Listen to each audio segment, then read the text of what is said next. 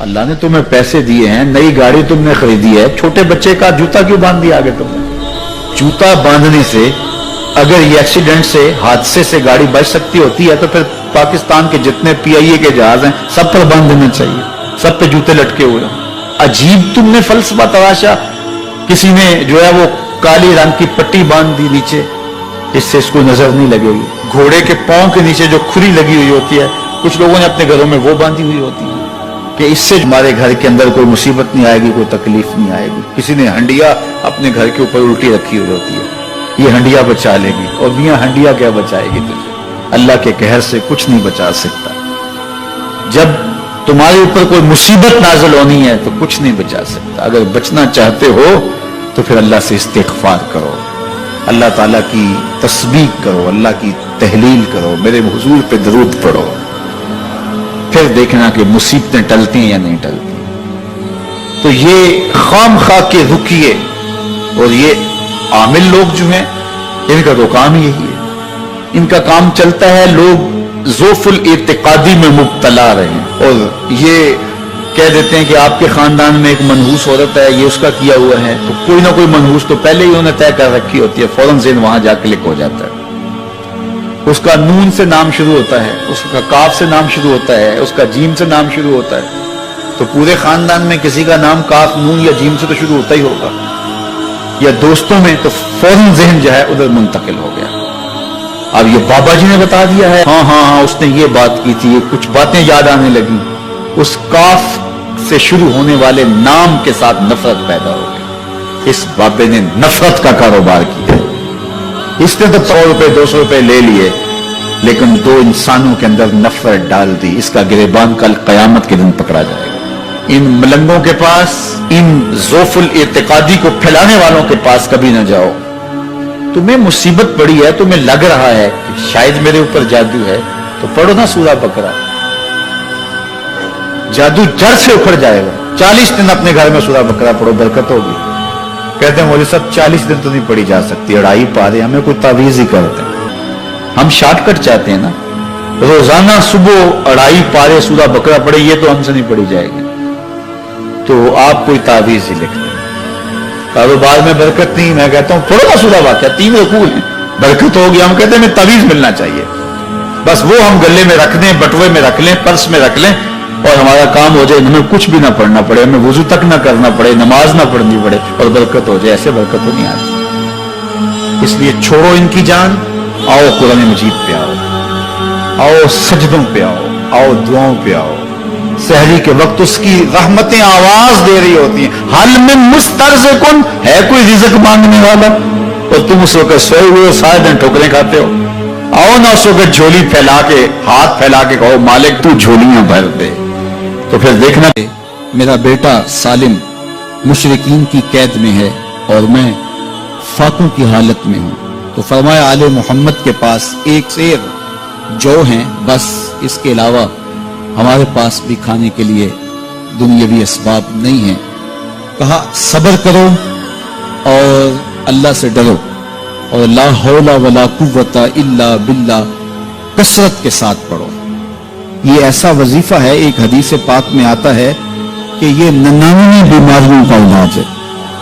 اس میں سب سے کم درجے کی بیماری ہم اور غم ہے.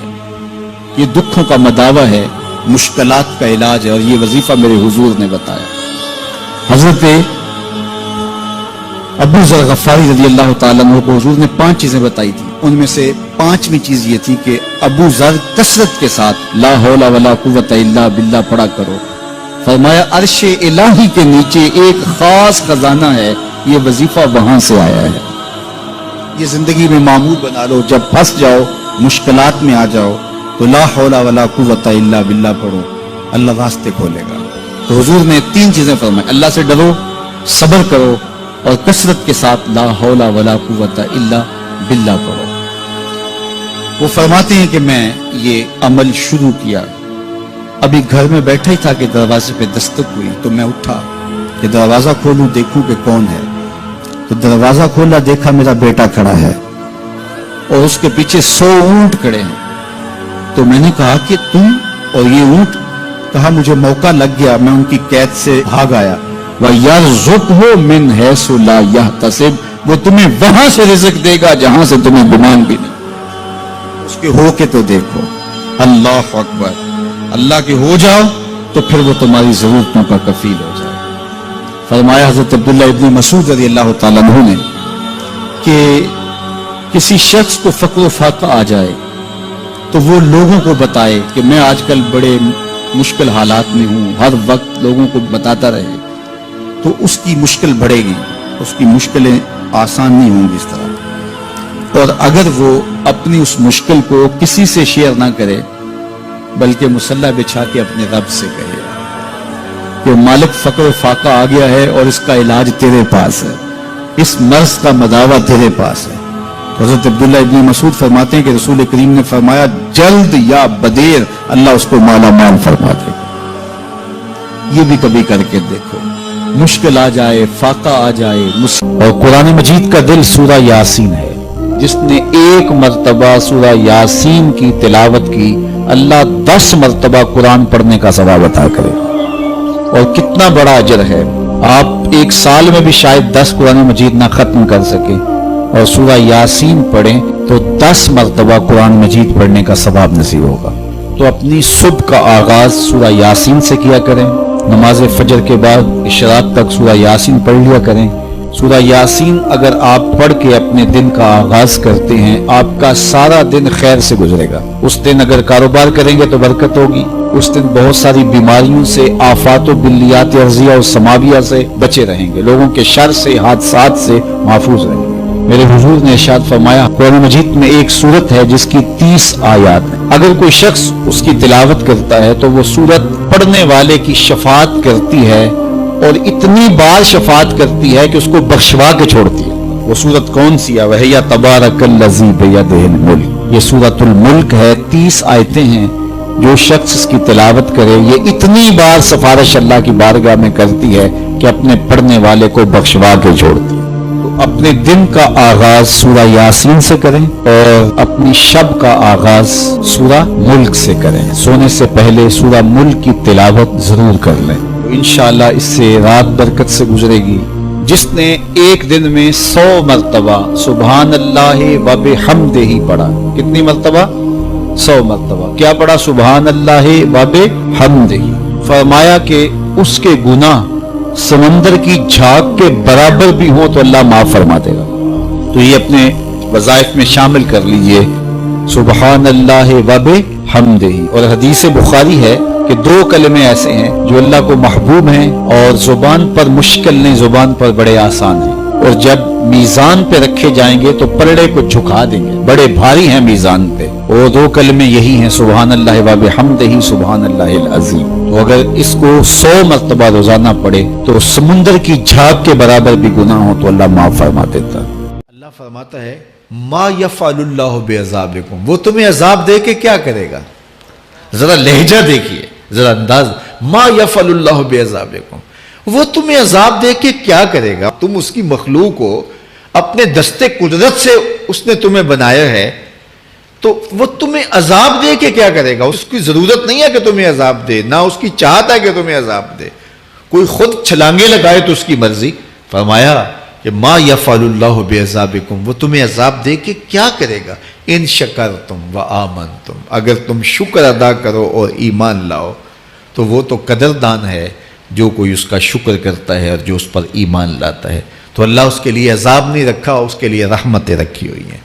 تمہیں دستے قدرت سے بنایا ہے اور وہ تمہیں خوش دیکھنا چاہتا ہے، تمہیں خوشحال دیکھنا چاہتا ہے، تمہیں سرشار دیکھنا چاہتا ہے، تمہیں نہال دیکھنا چاہتا ہے، تمہاری زندگی کو خوشگوار دیکھنا چاہتا ہے۔ تم نے اپنے آپ کو خود اپنے اعمال کی وجہ سے مصیبتوں میں ڈالا ہے، تو کہا شکر کرنے کی عادت ڈال لو، دیکھنا پھر اللہ تعالیٰ جل شانہ کی رحمتیں تمہارے اوپر کس طرح اترتی ہیں، اس کی نوازشیں تمہارے اوپر کیسے برستی ہیں۔ توکل اگر ہم سیکھ جائیں تو توکل ایک ایسی دولت ہے کہ جو خوشحال زندگی کی ضمانت بنتی۔ جب ہم اللہ پر توکل نہیں کرتے اور ہم سمجھتے ہیں یہ سب کچھ ہماری محنت کا نتیجہ ہی ہوگا، اور نتیجہ جب نہیں آتا تو پھر ہم بے چین مضطرب ہو جاتے ہیں، اور جب ہم اس پہ توکل کر لیں تو پھر ہمارا صرف اتنا ہی کام ہے کہ میاں ہم یہ کام کر رہے ہیں، بس یہ حکم، ہم بیج بو رہے ہیں، بس یہ حکم ہے اور بو رہے ہیں، باقی اس پہ بھروسہ ہے، یہ کام اس کا ہے کہ اس نے اس کو اگانا ہے، اس کے اوپر پھل لگانے ہیں۔ تو جب اس پہ توکل ہو جائے تو بندہ سوکھا رہتا ہے، ورنہ بندہ مشکل میں مبتلا ہو جاتا ہے۔ بسا اوقات ایسا ہوتا ہے کہ بندہ ایک منصوبہ تیار کرتا ہے، اس کا عملی نتیجہ اس کو سامنے نظر آ رہا ہوتا ہے، لیکن نتیجہ بالکل الٹ جاتا ہے۔ سید علی المرتضیٰ فرماتے ہیں میں نے اپنے ارادوں کی شکست سے ہی اپنے رب کو پہچانا ہے، کہ میں ایک منصوبہ تراشتا ہوں کہ یہ اور یوں ہوگا اور وہ ہونا چاہیے، لیکن نتیجہ وہ نہیں آتا، تو کوئی طاقت ہے اس کا جو نتیجہ بدل دیتی ہے۔ تو بندہ اس طاقت پہ یقین کرتے، اس پہ توکل کر کے جو ہے وہ اس پہ بھروسہ کر لے تو زندگی سوکھی ہو جاتی ہے۔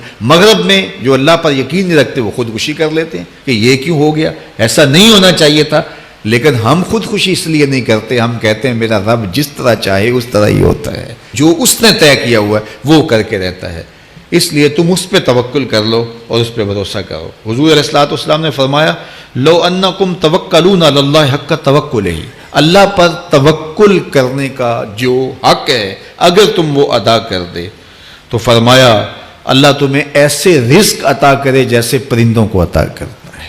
ہمارا تو کاروبار ہے، یہ فیکٹری ہے، یہ دکان ہے، یہ ہماری نوکری ہے، ہم نے یہاں سے کمائی کرنی ہے۔ پرندوں کا کوئی کاروبار نہیں ہوتا، کوئی نوکری نہیں ہوتی، کوئی ٹھیا، کوئی اڈا نہیں ہوتا جہاں جا کے انہوں نے رزق کے لیے کوئی آغاز کرنا ہوتا ہے، بلکہ حضور نے فرمایا تغدو خماسا وتروح بطانا، جب وہ صبح گھر سے نکلتے ہیں تو خالی پیٹ نکلتے ہیں اور انہیں کوئی اپنی منزل کا تعین نہیں ہوتا، جدھر خیال آیا اڑ گئے ادھر، لیکن کبھی ایسا نہیں ہوا کہ شام کو خالی پیٹ واپس آئے ہوں، کہا وہ پیٹ بھر کے آتے ہیں۔ باہو بولے بن توکل پنچھی اڑ دے، خرچ نہ پلے زیرا ہو، جب گھر سے اڑتے ہیں تو ان کے پلے نہ کوئی خرچ ہوتا ہے، نہ راس المال ہوتا ہے، نہ کوئی اوزار ہوتے ہیں، نہ کوئی ہتھیار ہوتے ہیں، کچھ بھی نہیں ہوتا، یوں ہی گھر سے نکلتے ہیں، کبھی بھی خالی پیٹ نہیں آئے۔ فرمایا اگر اللہ پہ پرندے توکل کر لیں تو اللہ اسے بھی عطا کرتا ہے، تم توکل کرو گے تو تمہیں عطا نہیں کرے گا۔